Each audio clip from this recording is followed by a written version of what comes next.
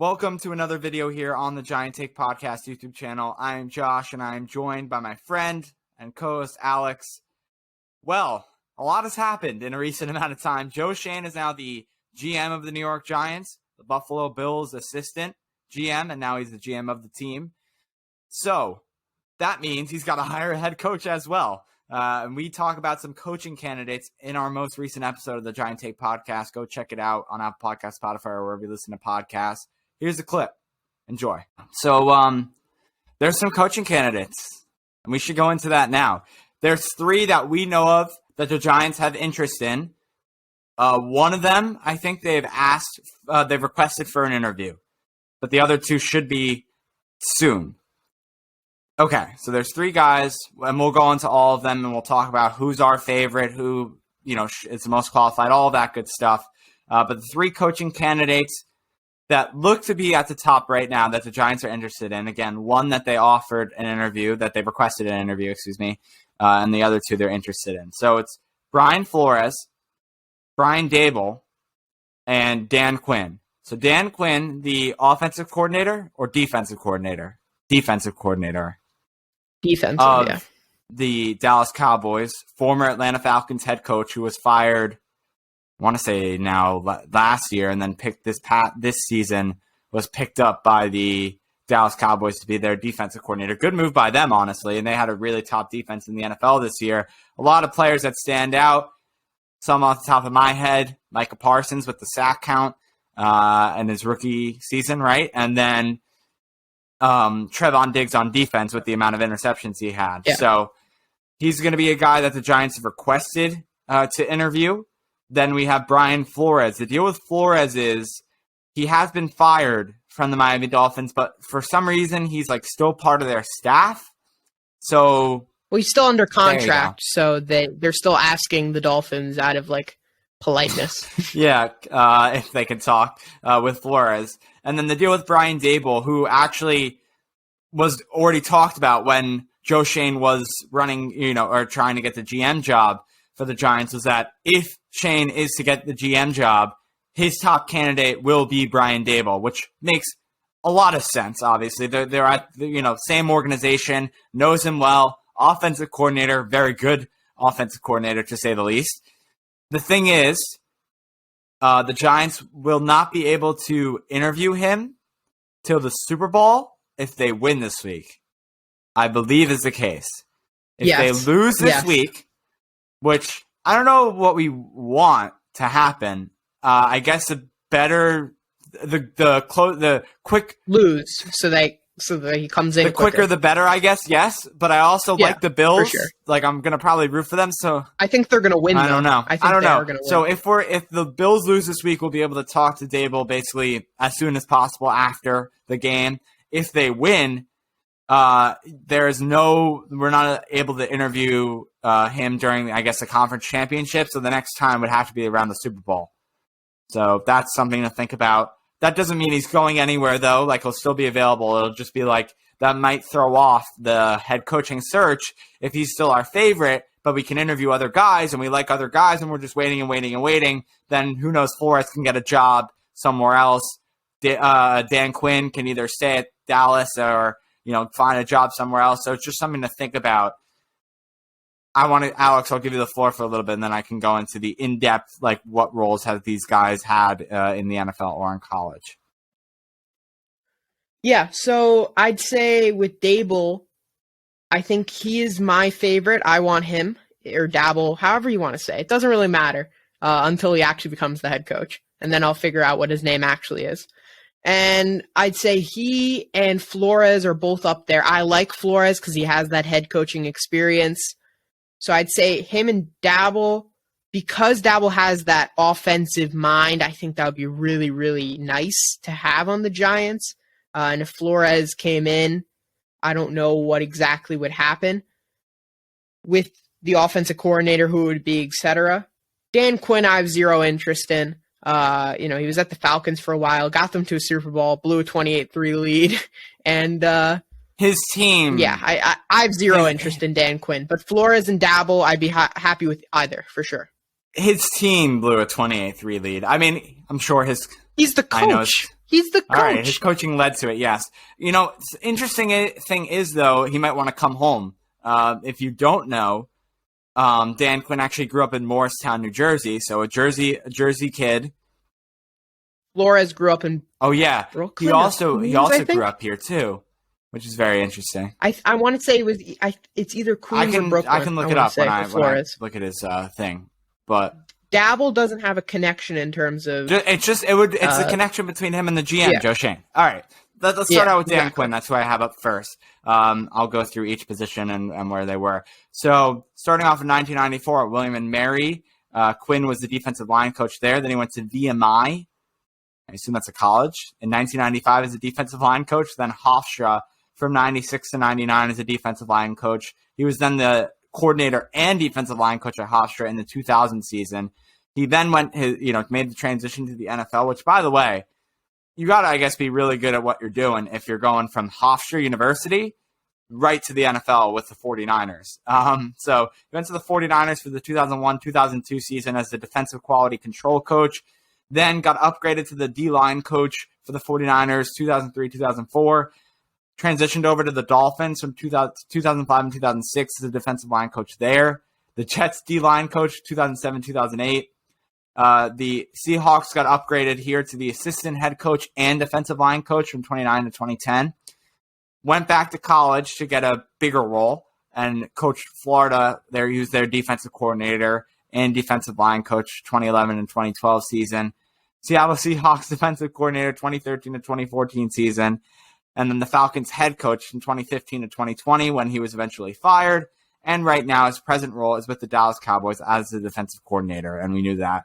So a big resume, as you can tell.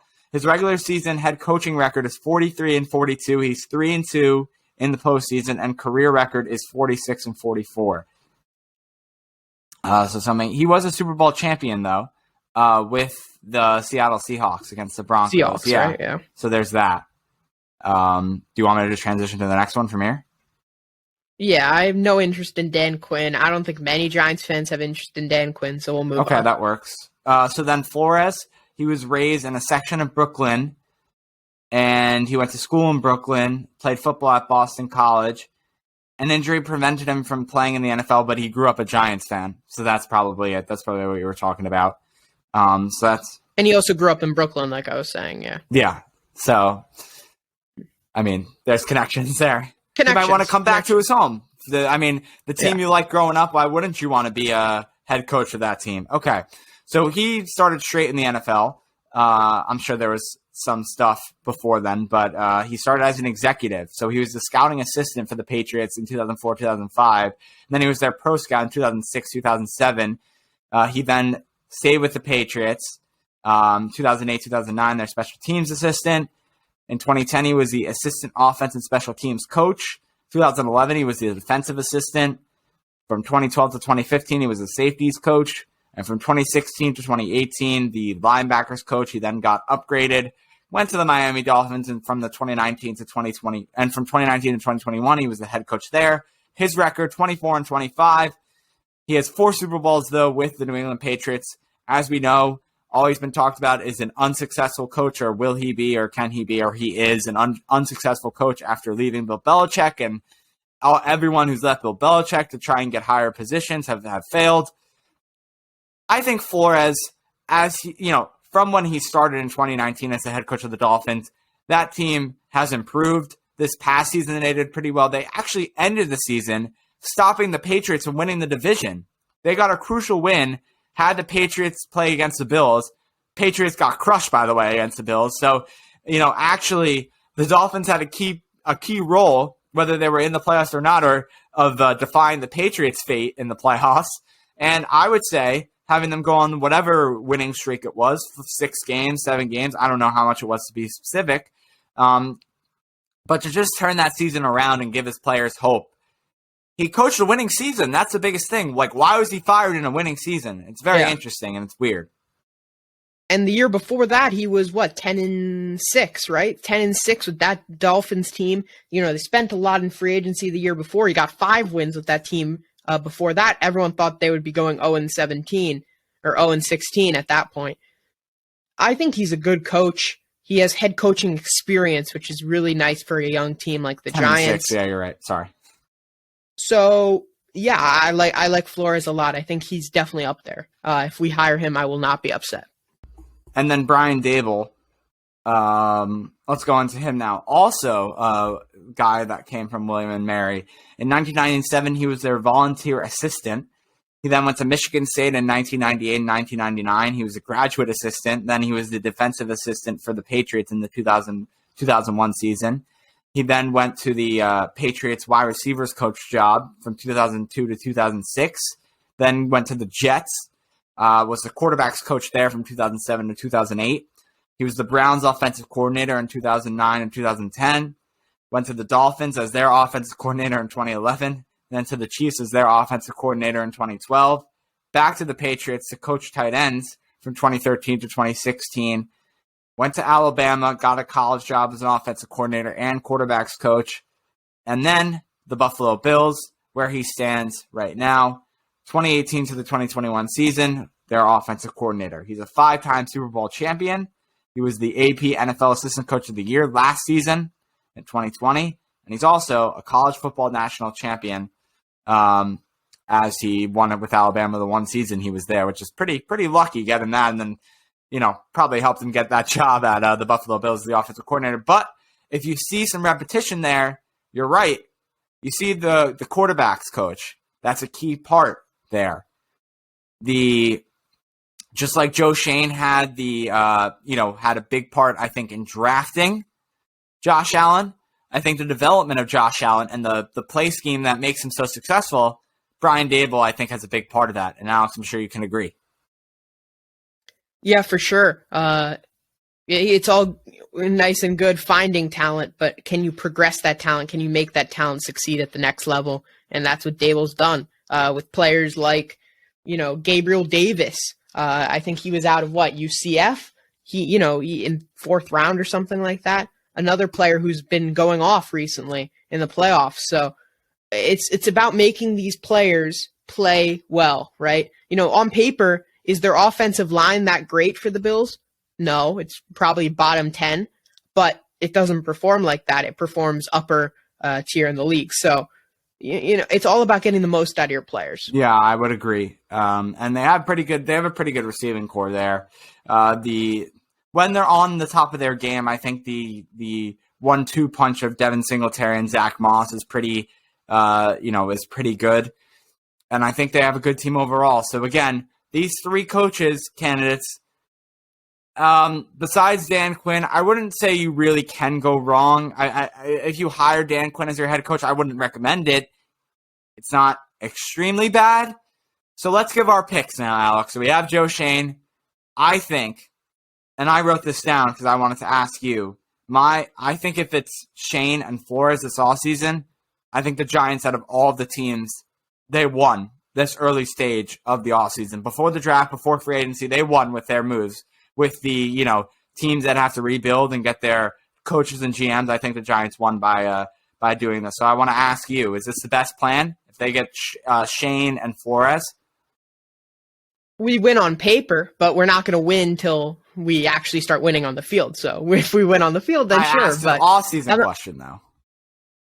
On the off-season, on paper, yes, I would agree we would win. That is my pick. I really think that Davil. It depends on the OC. Really depends on the OC. If Flores can come in and get a decent OC in here, then Flores. But if not, I want Davil. I think Davil could very well be the coach, only because I think Flores, he's got interviews. He's got other places to be. So the Giants aren't like the only one. I'm not saying Davil's like, he's only going to the Giants, but we've only really heard the Giants as the top guy, or as Davil as their top guy. So I think he's going to be the number one priority for the Giants, and I don't know if they're going to let him slip like they might Flores, because Flores has other opportunities that he might want to seek.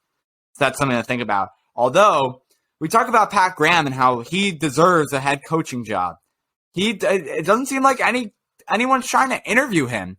So right now, the top place he can go to another team is as a defensive coordinator. So why wouldn't he want to stay the Giants' defensive coordinator right now, unless he's going to go to a winning team and be their defensive coordinator? it's interesting, Alex. He didn't get offered like anything so far when it comes to head coaching interviews. So then, if you bring Flores in, I think that's perfect because you already have chemistry between those two. And well, we don't know how that all ended, right? He left Miami. Was it on a sour note, or was it because he just really wanted to come to New York? We don't really know. That's something we'll never know. Well, we will know if he decides to, boot him away. But Graham does give good interviews, so he could very well. If Flores comes in, he could very well let us know. Yeah, and I would say. And also, Davil has history with the Patriots as well, so he could possibly keep Graham as his DC as well. So that's another thing to Let's talk about John Mara. He actually reached out to Brian Flores a couple of nights ago. Mara assured Flores that he's a serious candidate and that the Giants will be willing to eat some money to clear up space and bringing Flores in as the new head coach, per Ian O'Connor. Do you think, how much would they have to clear up? Is it a lot? Is it going to be effective? I don't know exactly what this quote is in reference to. I saw this also, and he didn't really make it clear. Is it in reference to cap space so he can make moves in free agency, or is it moves just for coaching? That's what I was saying. I would. I don't know which one it is, but I guess whatever. Just not cap space. I don't want to suspending crazy in free agency. I don't know what it is. If it's coaching salaries, well, Thomas McGaughey looks like he's going to be moving on, so that's got to open some room. And we don't have an offensive coordinator that I know of unless there's no limit for coaching salaries, so it's just up to John Mara if he wants to open his checkbook. Exactly. I mean, we don't, but that's the thing, right? Yeah. So that opens the special teams. So that's good. If McGaughey goes to somewhere else or a better position, then we don't have a special teams coordinator. So that means that more money clears up. And for all I know, is Freddie Kitchens the offensive coordinator of the future? I don't think so. So I don't really know. I guess it is like a John Mara. But he said he will. He's willing to do it. So not going to question it.